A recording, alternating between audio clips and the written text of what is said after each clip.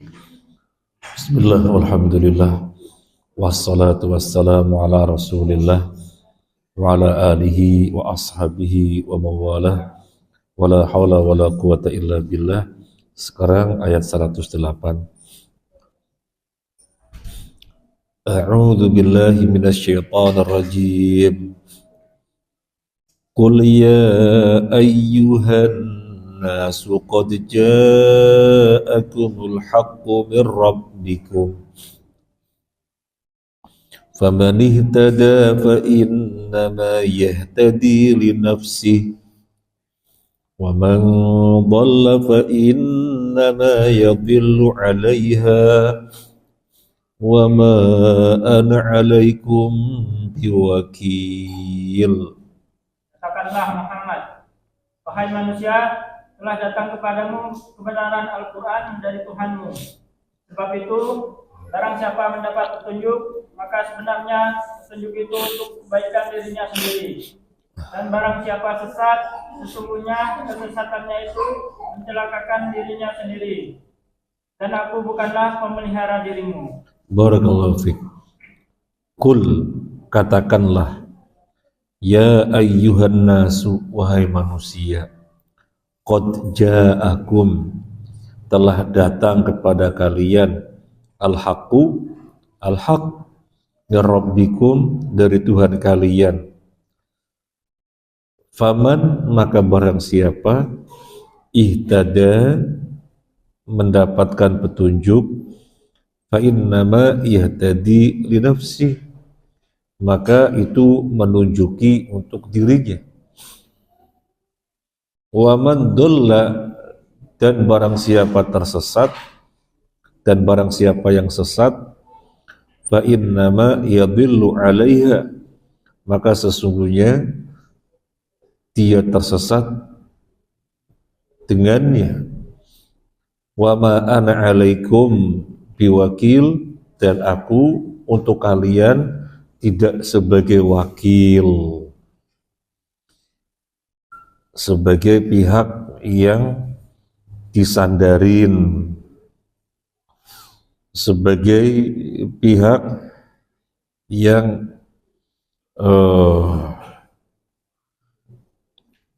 sebagai pihak yang disandarin urusan.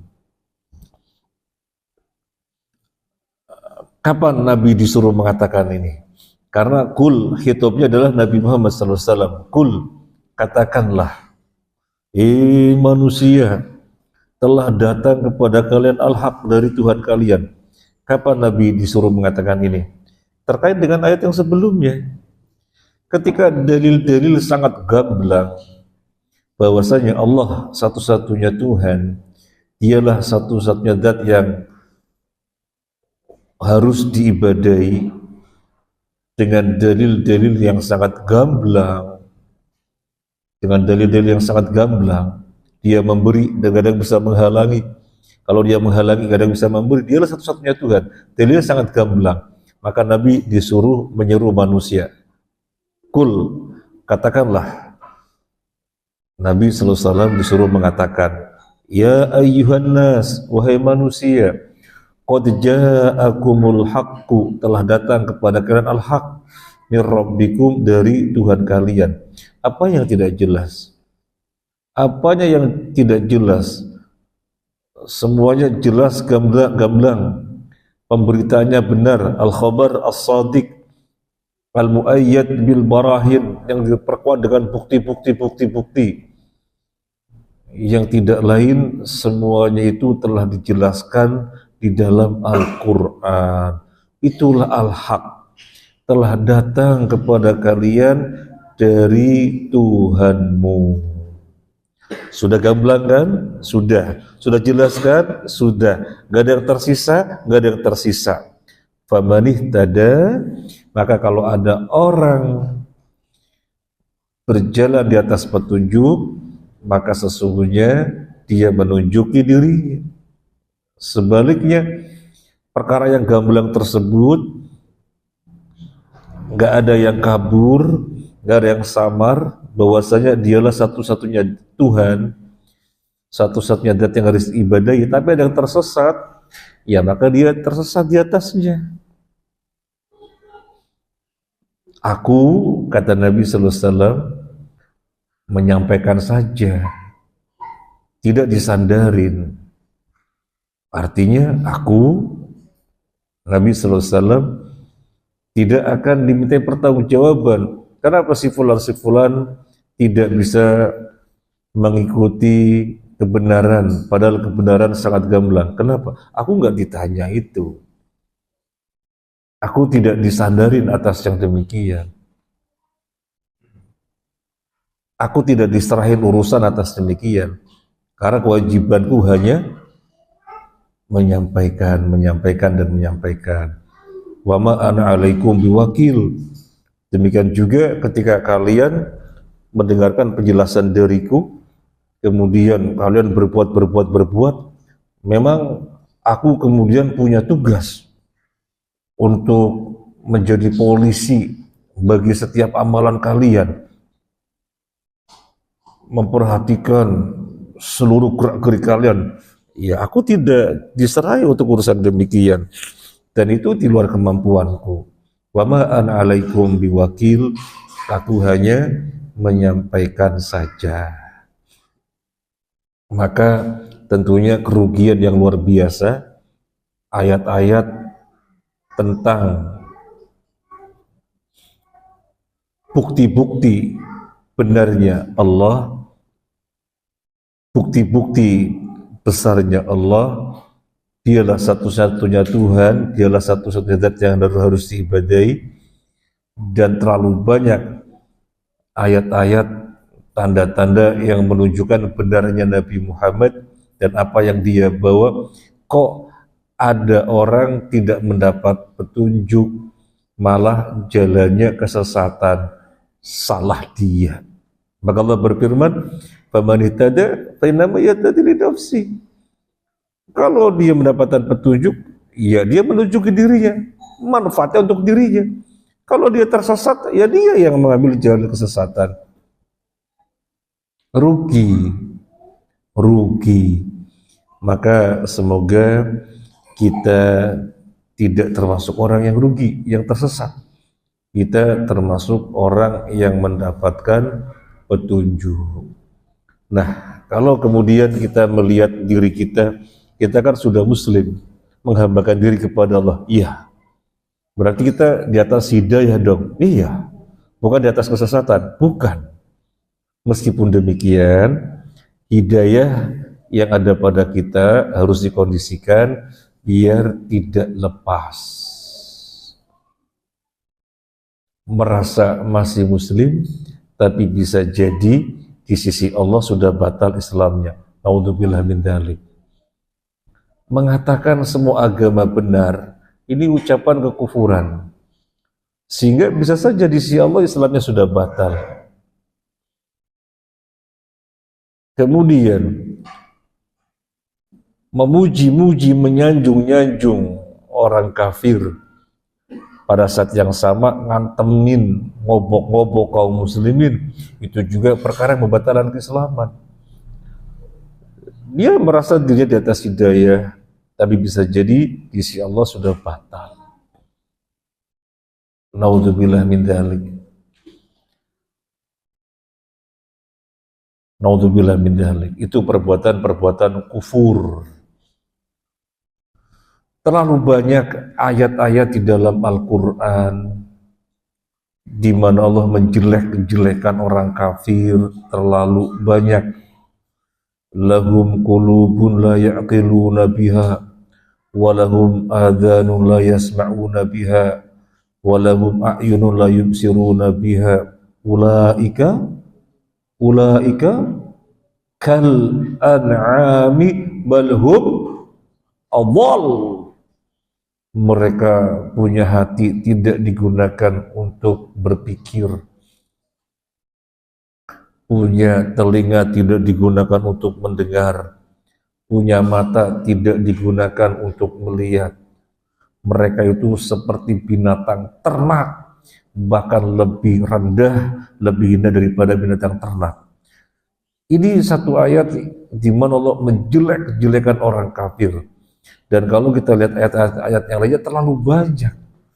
Allah menjelek-jelekan orang kafir. Sampai Nabi diperintahkan untuk memerangi mereka. Biar tidak rendah seperti binatang ternak. Biar mulia keberadaannya sebagai hamba Allah. Umirtu an uqatilan nasa hatta yashhadu an la ilaha illallah. Aku diperintahkan untuk memerangi manusia hingga mereka bersyahadat la ilaha illallah, sehingga sesuai dengan tujuan diciptakannya di muka bumi, menjadi hamba Allah yang tunduk patuh taat kepada Allah, bukan mengambil jalan yang bertentangan dengan Allah menjadi kafir. Dan Nabi diperintahkan jihad memerangi mereka. Lalu ayat yang dibawakan, walaqad karramna bani adama wa hamalnahum fil barri wal bahr wa razaqnahum minat thayyibati wa faddalna ba'dhum ala ba'din. Kata Allah, kami memuliakan Bani Adam. Jadi seluruh manusia di hadapan Allah itu mulia. Terlalu banyak ayat yang menjelek-jelekan orang-orang kafir, enggak dilihat. Yang dilihat umum, bahwasanya Allah memuliakan anak Adam. Iya, anak Adam dibandingkan dengan makhluk yang ada, memang Allah ciptakan dengan kelebihan, sehingga bisa menguasai daratan, bisa menguasai lautan, karena diberi akal yang tidak diberikan kepada yang lainnya. Tapi ini dipahami bahwasanya manusia semuanya Allah muliakan. Terus ayat-ayat yang lainnya, di mana Allah ngantemin orang kafir nggak dilihat. Ya ini yang kita maksud. Kita sudah dapat hidayah, harus kita jaga sehingga terus di dalam hidayah. Jangan sampai kita alhamdulillah sudah dapat hidayah, tetapi sebenarnya di sisi Allah sudah lepas hidayah itu karena kita berbuat dengan perbuatan kekufuran waliyadzubillah. Dan sebenarnya kita diajari agar menjaga hidayah setiap hari. Kita memohon kepada Allah hidayah setiap hari 17 kali minimal. Ihdinas siratal mustaqim. Hidayahilah kami untuk meraih sirat mustaqim. Oh, kita sudah mendapatkan hidayah kok, di mana kita beragama Islam dan menghambakan diri kepada Allah. Kok disuruh membawa hidayah? Iya, terus disuruh membawa hidayah biar mengkondisikan kita, terus kita mengkondisikan diri kita berada dalam hidayah terus sampai mati. Dan di dalam surat Al-Fatihah Allah memudahkan kita dengan menyebutkan siapa teladan-teladan di dalam bab hidayah. Siapa teladan-teladannya? Siratal ladzina an'amta 'alaihim. Hidayah di mana dengan hidayah diraih sirat mustaqim. Sirat mustaqim ini jalannya orang-orang yang telah Allah beri nikmat. Siratal ladzina an'amta 'alaihim. Jalannya orang-orang telah Engkau beri nikmat. Siapa? Dalam surat An-Nisa menjelaskan, wa may yuti'illaha war rasula fa ulaika ma'al ladzina an'ama Allah 'alaihim minan nabiyyin was-siddiqin wasyuhada'i was-shalihin. Jadi untuk terus menjaga hidayah, ikuti 4 golongan ini, nabiyyin, siddiqin, syuhada, shalihin. Ikuti nabiyyin, siddiqin, syuhada, shalihin, ikuti. Gimana jejak Nabi? Pelajari bagaimana jejak Nabi, gimana siddiqin Abu Bakar dan Umar, gimana syuhada, gimana salihin. Ini 4 golongan yang merupakan teladan di dalam bab hidayah, di mana mereka telah meraih sirat mustaqim. Dan untuk mempertahankan hidayah biar meraih sirat mustaqim, jangan sekali-kali ikutnya 2 golongan. Ghairil maghdubi 'alaihim waladdallin, yaitu al-maghdub 'alaihim Yahudi, Ad-Dhalin, Nasrani. Jangan pernah ikuti mereka. Berlepas diri, berbaro, putus ikatan hati dari mereka. Lo kok malah disambut di masjid, dicium kepalanya, dicium tangannya. Apa ini? membawa ayat yang sangat umum. Walaqad karramna bani Adam. Allah telah memuliakan manusia. Dia manusia sama seperti kita. Jadi ini masjid diciptakan untuk ukhuwah basyariyah, barangkali gitulah ungkapannya, untuk persaudaraan kemanusiaan, gak melihat agamanya dan yang lain-lainnya, gak melihat negaranya dan apa begitu kurang lebih. Ini orang gak belajar al-wala wal bara. Padahal al-wala dan al-bara adalah konsekuensi dari syahadat kita. Asyhadu an la ilaha illallah wa asyhadu anna Muhammadar Rasulullah. Maka konsekuensinya adalah al-wala dan al-bara. Kepada siapa kita loyalitas dan dari siapa kita berlepas diri, putus ikatan hati. Kalau dia paham al-wala dan al-bara, tidak akan berbuat seperti itu. Kepada orang kafir sekedar berbuat baik, tidak sampai kemudian mencintai. Di antara bentuk mencintai adalah memuliakannya. Itu bagian dari mana mencintai. Allah berfirman, la tajidu qauman yu'minuna billahi wal yawmil akhir yu'aduna man hadallaha wa rasulahu walau kanu aba'ahum aw abna'ahum aw ikhwanahum aw ashiratahum. Kamu, yang dimaksud Nabi sallallahu alaihi wasallam, tidak akan menjumpai orang yang beriman kepada Allah dan hari kiamat mencintai musuh-musuh Allah dan Rasulnya, meskipun bapaknya, anaknya, saudaranya, keluarganya. Gak akan kamu jumpai orang-orang yang beriman kepada Allah dan hari kiamat kemudian mencintai musuh-musuh Allah dan Rasulnya. Gak akan, meskipun bapaknya, anaknya, keluarganya, saudaranya, meskipun. Berarti gak boleh mencintai mereka, haram. Ini adalah surat Al-Mujadilah. Terus kepada mereka bolehnya apa? Bolehnya berbuat baik saja. La yanhakumullahu 'anil ladzina lam yuqatilukum fid din. La yanhakumullahu 'anil ladzina lam yuqatilukum fid din wa lam yukhrijukum min diyarikum an tabarruhum wa tuqsitu ilaihim innallaha yuhibbul muqsitin.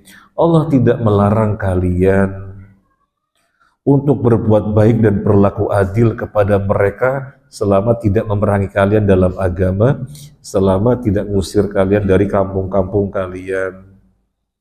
Jadi disuruhnya hanya berbuat baik dan berlaku adil, bukan mencintai. Kalau mencintai haram. Berbuat baik dan berlaku adil bagaimana sih? Ya bersikap semestinya memenuhi hak-haknya, tidak sampai kemudian pada loyal memberikan loyalitas. Tidak. Ya tamu datang sewajarnya tamu disambut. Kebutuhannya apa dipenuhi. Bukan kemudian dipersilakan masuk masjid, apalagi dibacakan Injil di dalam masjid. Naudzubillah min dzalik. Naudzubillah min dzalik. Alasannya Nabi SAW menempatkan Tsumamah bin Usal dalam masjid. Tsumamah bin Usal ditempatkan di dalam masjid, itu diapain? Diikat di tiang. Tsumamah bin Usal itu pimpinan kaum, ditangkap oleh kaum muslimin para sahabat, oleh Nabi diputuskan diikat di tiang. Justru itu menghinakan. Selain tujuan itu, biar dia lihat kaum muslimin sholat, biar mendengarkan tausiah dalam masjid. Kemudian Nabi menunjukkan akhlak sebaik-baiknya akhlak, ditanya gimana kabarmu, besok lagi ditanya kabarnya gimana kabarmu. Kemudian Nabi perintahkan dia dilepas, begitu lepas dia langsung masuk Islam. Jadi bukan melihatnya itu Nabi menempatkan Tsumamah bin Usal di dalam masjid, ditempatkan di dalam masjid justru diikat, dan itu dihinakan. Loh, tapi kan Nabi menerima tamu-tamu, delegasi kufar, disambutnya di dalam masjid. Iya, disambut dalam masjid. Biar melihat kaum muslimin aktivitas dalam masjid, biar mereka belajar bagaimana kehidupan kaum muslimin. Jadi ada harapan biar mereka dikenalkan kepada Islam. Kalau tidak ada itu, malah masuk dengan kesombongan, malah mendakwahkan agamanya di dalam tempat yang paling mulia. yaitu rumah Allah, ya ini kebalikannya, itulah fitnah. Maka penting sekali menjaga hidayah, penting sekali menjaga hidayah. Faman ihtada fa innama yahtadi li nafsi. Tolong dibaca. Faman ihtada fa innama yahtadi li nafsi. Barang siapa mendapat petunjuk, maka sebenarnya petunjuk itu untuk kebaikan dirinya sendiri. Wa man dhalla fa innama yadhillu 'alaiha. Dan barang siapa sesat, sesungguhnya kesesatannya itu mencelakakan dirinya sendiri. Sudah gamblang. Al-haq min rabbikum gamblang. Kenapa tidak memilih jalan hidayah? Kok memilih jalan kesesatan? Rugi, dan rugi. Dan Nabi hanya menyampaikan, aku menyampaikan saja, in ana illa nadhirum mubin wa ma ana alaikum biwakil. Aku tidak disandari untuk yang berikutnya. Sudah aku menyampaikan saja. Nah, sekarang yang terakhir sehingga tamat surat Yunus, ayat yang terakhir. Wattabi' ma yuha ilaika wasbir hatta yahkumallah wa huwa khairul hakimin. Dan ikutilah apa yang diwahyukan kepadamu dan bersabarlah hingga Allah memberi keputusan. Dialah hakim yang terbaik. Wattabi' dan ikutilah. Hitobnya siapa? Hitobnya Nabi sallallahu alaihi wasallam. Wattabi' ikutilah ma apa yuha yang diwahyukan ilaika kepadamu, wasbir dan bersabarlah hatta yahkumallahu hingga Allah memutuskan, wa huwa khairul hakimin, dialah sebaik-baiknya zat yang memutuskan. Nabi diperintahkan agar mengikuti apa yang telah diwahyukan. Nabi diperintahkan untuk mengikuti apa yang telah diwahyukan. Dan ketika mengikuti apa saja yang telah diwahyukan, di mana semuanya disampaikan kepada manusia, resiko-resiko beliau mendapatinya, resiko-resiko beliau menjumpainya, resiko penindasan, penganiayaan, bahkan upaya pembunuhan beliau mendapatinya. Dilempar oleh anak-anak kecil ketika sampai di Taif dengan diteriakin gila, sehingga beliau lari sampai beliau berada di suatu tempat yang beliau tidak tahu di mana karena pingsan. Beliau menjalaninya. Jadi ikuti apa yang telah diwahyukan dan bersabar.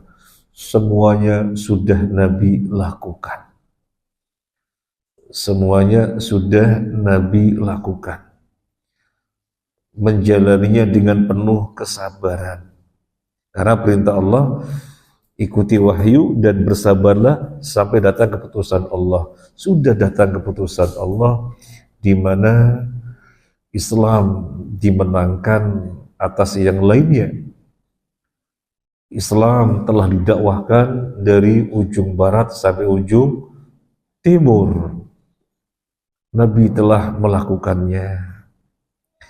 Nabi telah melakukannya dengan penuh kesabaran. Siapa yang melanjutkan perjuangan Nabi?